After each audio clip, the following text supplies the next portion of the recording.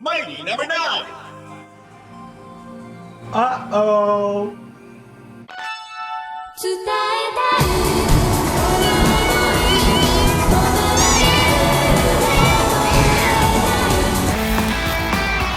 The video you're about to watch is Patreon supported by people such as Abby Knutson, Rami Batter, and Jane Bass. Thank you. 2 months ago, I ran a poll on my Twitter asking which game you would like to see me review. I also accidentally spelled Wooly wrong, but that's not important. Kirby Planet Robobot won the poll, but after dropping $500 on a 3DS capture card, not hearing anything for 2 months, looking at tons of people saying Katsukity capture units are garbage, and that they sometimes take up to 6 months to deliver, yeah, I canceled my order. Fuck that, are you kidding me? I'm not just gonna let $500 digitally float around while I don't get any feedback. So guess what came in second? Mighty number 9! Yeah, they already saw that. So much about this game has already been said by so many people, so I'm pretty flattered that you guys just want to hear my personal opinion on it. But for anyone who's been living under a rock, Mighty number 9 is definitely a game that needs an introduction. So let me fill you in. KJ Inafune, this guy, is the man behind the Also Love Mega Man series. Capcom hasn't made a new Mega Man game since the Stone Ages, and no, a collection of old games doesn't count, so basically he was like, "F this, I'm gonna make my own Mega Man." Mighty number 9!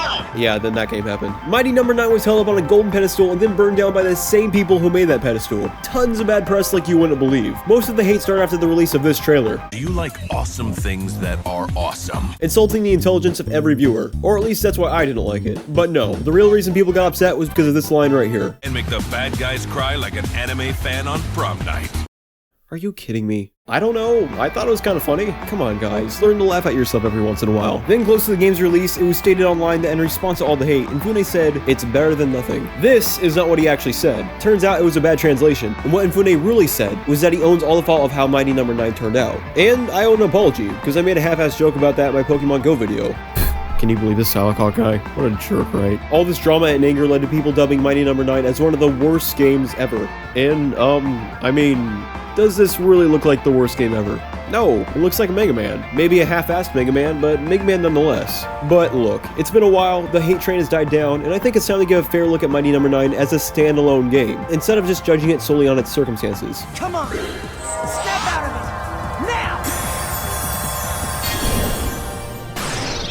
When you start playing Mighty number 9, you can't treat it like Mega Man, because this isn't Mega Man. And if you try to play it like a Mega Man game, you're gonna have a bad time. I know I did. And if it wasn't for the fact I was writing a review, I probably would have just stopped playing after I died a few times. I thought the movement felt sloppy, I wasn't really digging the dash mechanic, and overall the control scheme just felt weird to me. If you're familiar with Mega Man, then Mighty number 9 is probably gonna take you a good hour or so to adapt to. Because at first glance, this is Mega Man. You got 8 bosses you can fight in any order, your default weapon is a short-range blaster. This is just a bad Mega Man, right? I think this is why Mighty number 9 gets shit on as much as it does.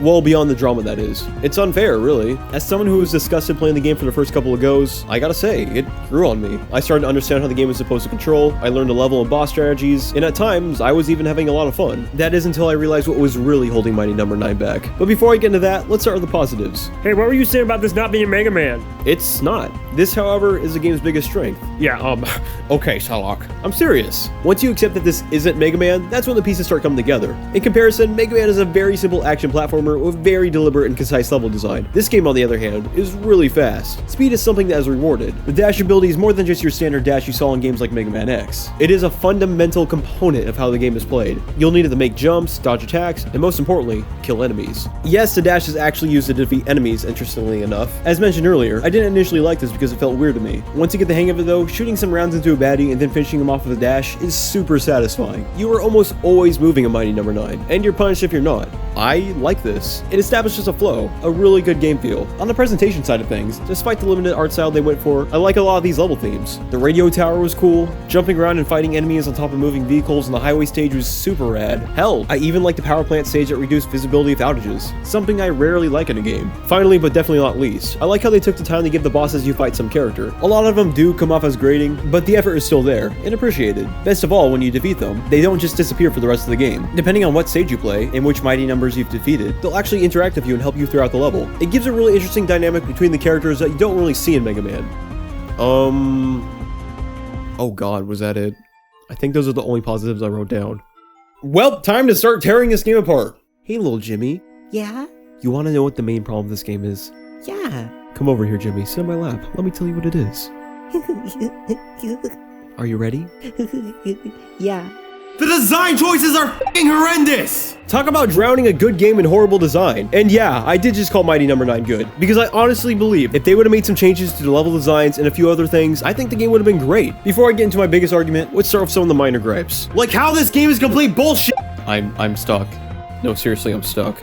The game glitched and now I have to restart the level. Mighty No. 9 is easily one of the most frustrating games I have ever played. Very rarely when you die will you feel like it was actually your fault. Like, check this bullshit out. I'm just running to the right and bam, I'm dead. The game didn't even warn me there was a guy spawning there. No ample time was given to react. Unfortunately, this problem goes beyond the enemy spawns. With a lot of these enemies, there is simply no way to read oncoming attacks or movements. You just have to know, okay, without warning, this guy's gonna spring out some fire rods. A good game will animate enemies of anticipation, so that way you can read oncoming attacks. When you die, it will feel justified. Not Mighty No. 9! And to really drive the frustration home, the hitboxes are horrible. Right here, I get the one up, I start running back to the right, and oops, guess I hit the wall somehow. Here's the last frame before the game kills me. Look at that! Given this isn't a 3D space, there is a bit of room between me and the wall. Not a whole lot, but you should lose a life by hitting the wall, not getting near it. And here's a tip for any aspiring game designers watching. When you program hitboxes in your game, you want to have them be in the player's favor. Having the hitbox be smaller than the player is something that is recommended. It helps your game feel more fair. For example, in most space shooters or bullet hells especially, the bullet just skimming the player doesn't count as a hit. It'd be too unfair otherwise. Plus, just as a minor thing, being a gamer, there is nothing that feels cooler than just barely dodging something and then running off unscathed. Just add that to the list of things the designers of Mighty No. 9 overlooked. And then there's the weapon switching.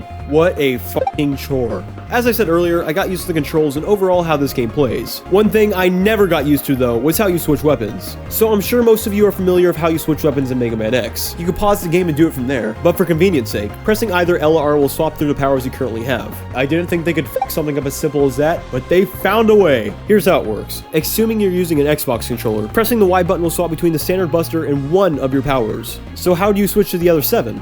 During gameplay, in a game that advocates speed, mind you have to take your eyes off of the action and onto this drop down slider over here. Using the left button and trigger, you have to scroll up or down and select the one you want, but having it highlighted doesn't switch to it automatically. Once you have it selected, you have to press Y once more to switch to it. Again, the game is not paused. So unless you've memorized the entire order of the powers on the drop down bar, there is simply no way you're gonna be able to switch to weapon to weapon quickly without taking a hit. All they had to do was let you change powers with L and R. What's so hard about that? I can't tell you how many times I've died just because I wanted to switch my weapon during a boss fight. And let me tell you, those bosses are already bad enough as it is. Whoa!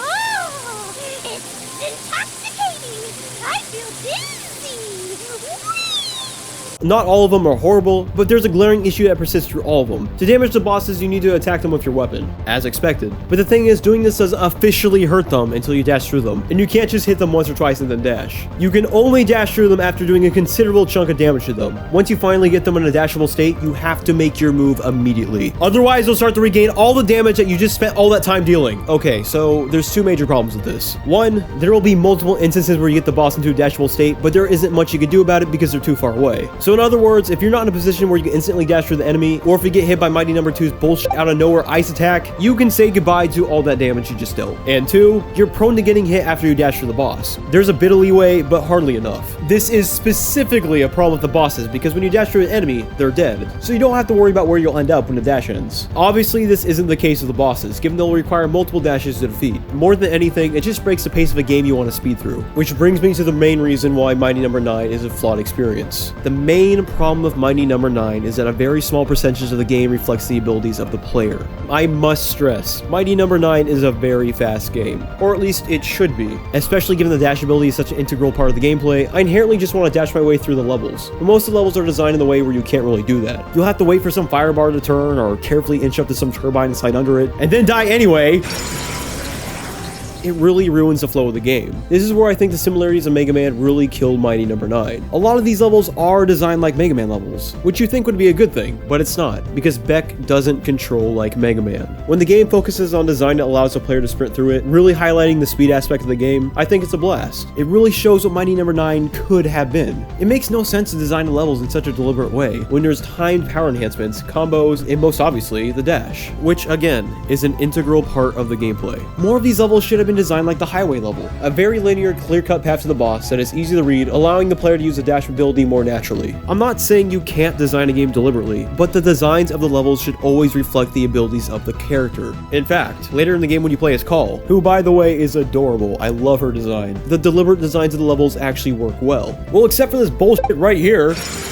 Are you kidding me of that? Do you see how tight of a squeeze that is there? That purple junk is instant kill. You seriously expect me to frame perfect this shit like it's no big deal?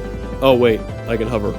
Yeah, don't worry about it, don't tell me that or anything. But aside from that, the level as Call works really well, because the dash ability is treated like an unrequired standard dash, and not a means to defeat enemies. There also isn't any time-related enhancements, and Call, in general, is a slower character, and the level design reflects that. When I'm playing as a slower character, I don't mind having to take the time to fully evaluate my surroundings before I make a move, because that feels natural. Playing as Beck, on the other hand, is like putting Sonic in a Mario level. It just feels really sloppy trying to use a character built around speed, when the level design really wasn't meant for that. And when the level is not overly concise, it's just barren. Like, you have this huge open area. You think you could have put something more than just a single enemy in it? So yeah, the main problem with Mighty No. 9 is the level design. Because besides how you're expected to damage bosses, I think most of the ideas in the game sound pretty good on paper, but the levels are never designed in a way that are fun to traverse through.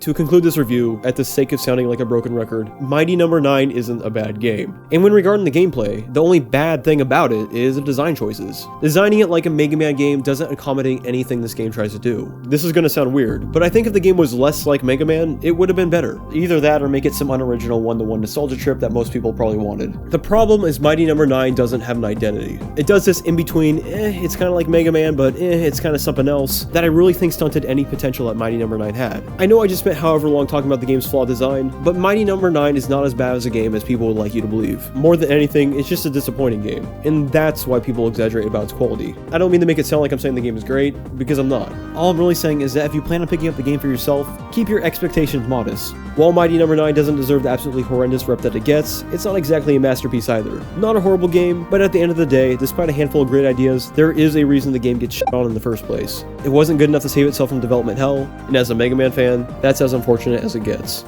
Mighty No. 9 gives a 2.9 out of 5 with the label of disappointing. Then only time will tell if this mighty number 9 is a blessing or a curse. Hey, thanks for watching. I have other videos and stuff you could check out by clicking the links on the screen. Or you could just click on my channel, I guess. If you want to keep up to date with whatever silly nonsense I'm doing, you can like me on Facebook or follow me on Twitter. As always, a huge thanks to my Patreon supporters for helping fund the show. If you would also like to get your big fat sexy name on the next video, there will be a link to my Patreon in the description. Don't you guys stop being so beautiful, and until next time, have a good one.